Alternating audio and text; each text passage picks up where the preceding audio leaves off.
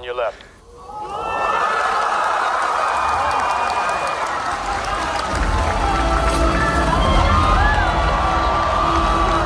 Avengers!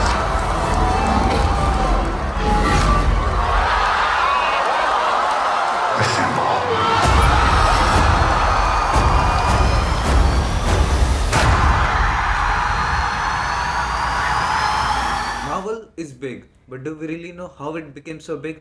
What is its journey, and what are the key business lessons that we can learn from it? Greetings everyone, this is Aditya, and you're watching MBAfied.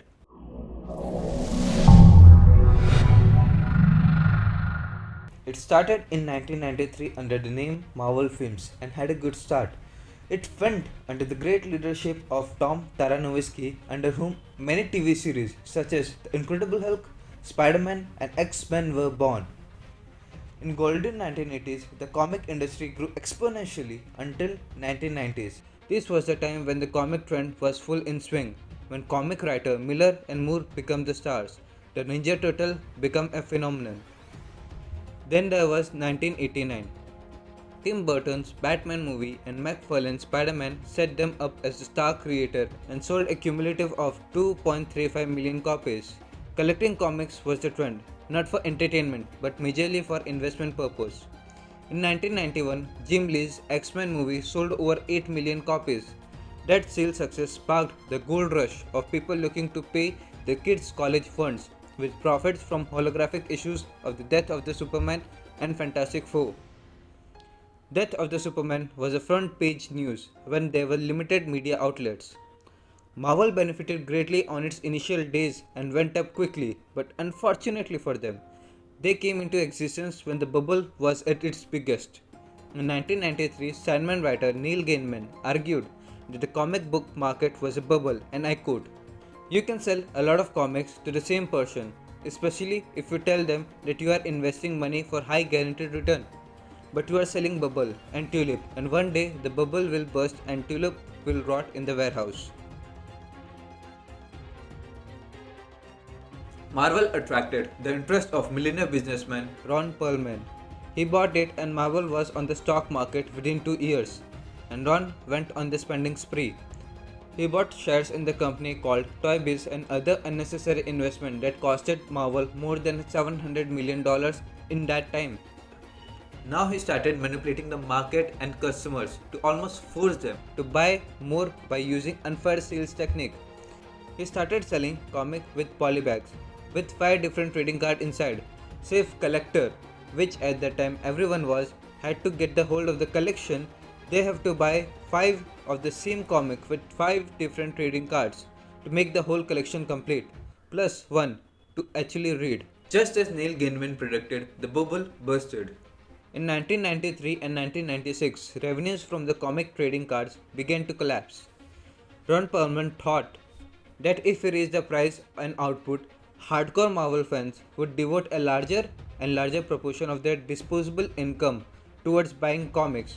This is the perfect example of hot hand fallacy. He thought once he had enough sales to prove this hypothesis, he would take Marvel public, selling 40% of its stock for more than what he paid for the entire company. He even promised investors in Marvel to further price increase and brand extension, which was a recipe for disaster in already failing segment. After this, it wasn't hard to guess what happened to the owner and to the business. But even on the way out, he actually did something that helped Marvel. On his way out, he bought the remaining shares in the Toy Biz and merges it with the Marvel by filing for bankruptcy, which allowed him to bypass the investors, the battle for which took almost 2 years. With this turmoil, Marvel finally found the industry it has been trying to enter since 1980s, the movie business. Now, it wasn't rainbow and sunshine, and it began with some massive failures of Howard the Duck, the whole struggle of Spider-Man with DC Comics. However, things started getting okay with Blade, which generated a revenue of 700 million at the box office. The X-Men and Spider-Man, however, were the big hits and generated massive revenue. But due to this collaboration with Fox, Marvel saw only the small percentage of the profit.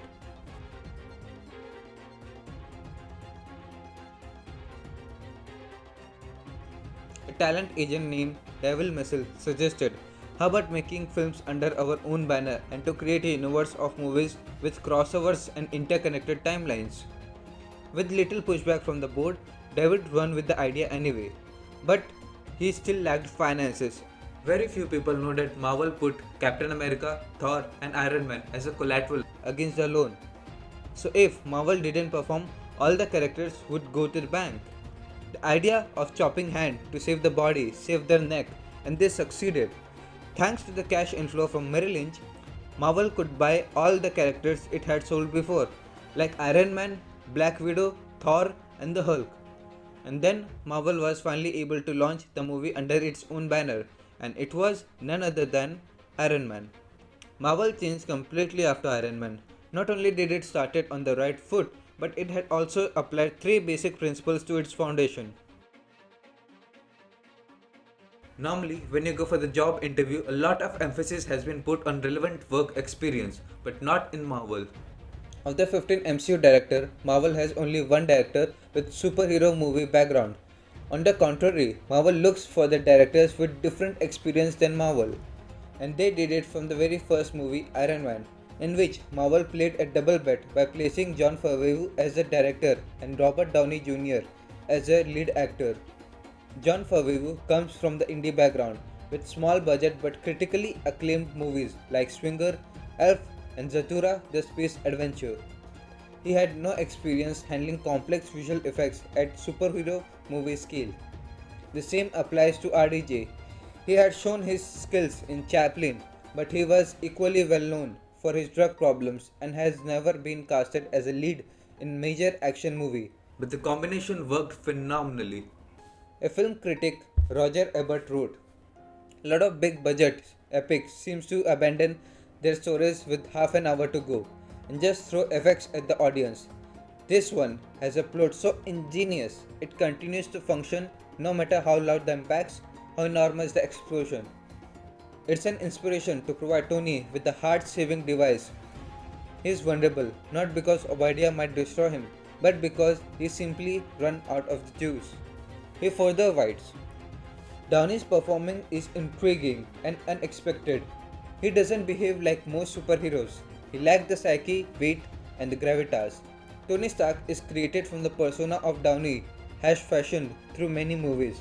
Irreverent, quirky, self-depreciating, and wisecracking. The fact that Downey is allowed to think and talk the way he does while wearing all those hardware represents a bold decision by the director John Favreau. If he hadn't desired that, he probably wouldn't have hired Downey. So comfortable is Downey with Tony Stark's dialogue, so familiar does it sound coming from him, that the screenplay almost seems to have been directed by Downey's persona." Also, this speaks to the culture of MCU, where MCU gives its directors and actors a lot of freedom regarding creative and budget, but still, Marvel manages to hold a tight control over blockbuster aspects of the movie like special effects.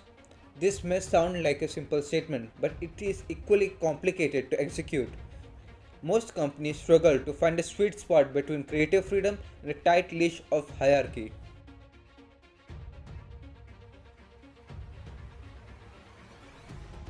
Despite changing film to sets and crew, the Marvel is consistent with the core of the company and diligently retains talent at its core. This backup from the core crew gives Marvel the flexibility to venture out to the new cast and crew and yet maintain certain standards. Let's see the overlap of the creative crew with this graph. On average, about 25% of the core crew overlaps from one movie to the next, ranging from 14 to 68%. For Iron Man 1 to 2, it was 55%, and Winter Soldier to Civil War, it was 68%. Moreover, a stable core inspires people to work for it. And except for how big Marvel is, many celebrities are gravitating towards Marvel, such as Gwyneth Paltrow, who famously said, "I signed in blood for 3 movies, something she would never do otherwise."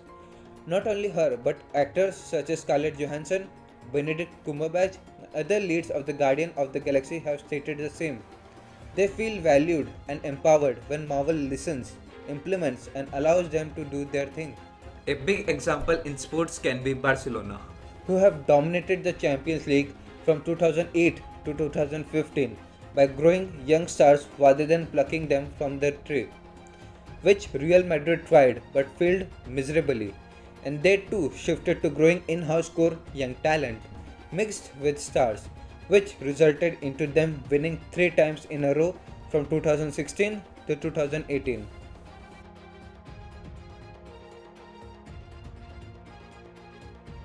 Creative companies often ponder upon what made their creative products successful, but not in Marvel.